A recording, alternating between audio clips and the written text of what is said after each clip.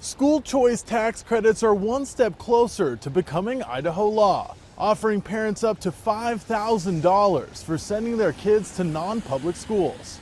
I'm your neighborhood reporter Brady Caskey at the State House, where hours of Senate debate focused on House Bill 93, which now heads to the governor's desk.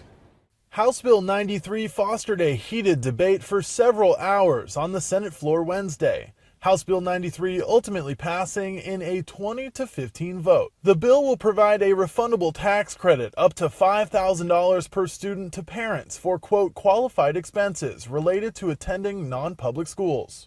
Bill supporters argue the tax credit would allow Idaho parents to tailor education for their child's unique needs to align with their beliefs, expanding so-called school choice. The tax credit could help cover costs of private school or homeschooling, including reimbursements for tuition, textbooks, or even transportation.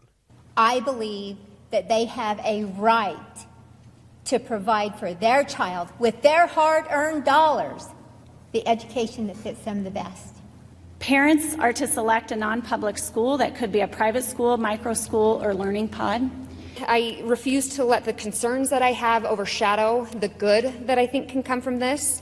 And that bigger picture, this bigger picture where families have real meaningful choice within our state that can meet the unique challenges and educational needs of every child. Those who oppose the bill argue it will lead to a lack of transparency and accountability when it comes to tracking where the up to $50 million will go. You cannot verify the money. Now, we've heard people say, oh, it's accountable, and you can dance around the edges, but you cannot get down to the root of this and find out where this money went. It is not transparent and it is not accountable. If private schools get public money, they should not get to operate in the dark. Multiple senators argued passing this bill would support discrimination by private schools that do not accept students with disabilities or different religious beliefs. My concern is that this legislation doesn't have sideboards that prevent potential discrimination, and that's the issue at hand. This legislation provides an opportunity for us to institute publicly funded discrimination. Dozens of senators weighed in on the debate, which received immediate reaction after that vote from the Idaho Education Association.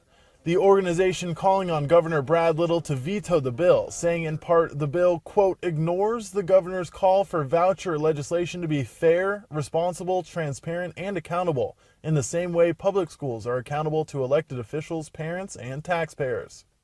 It's now up to Idaho Governor Brad Little to sign House Bill 93 into law. We'll keep you updated on IdahoNews6.com. Reporting from the State House, I'm Brady Caskey for Idaho News 6.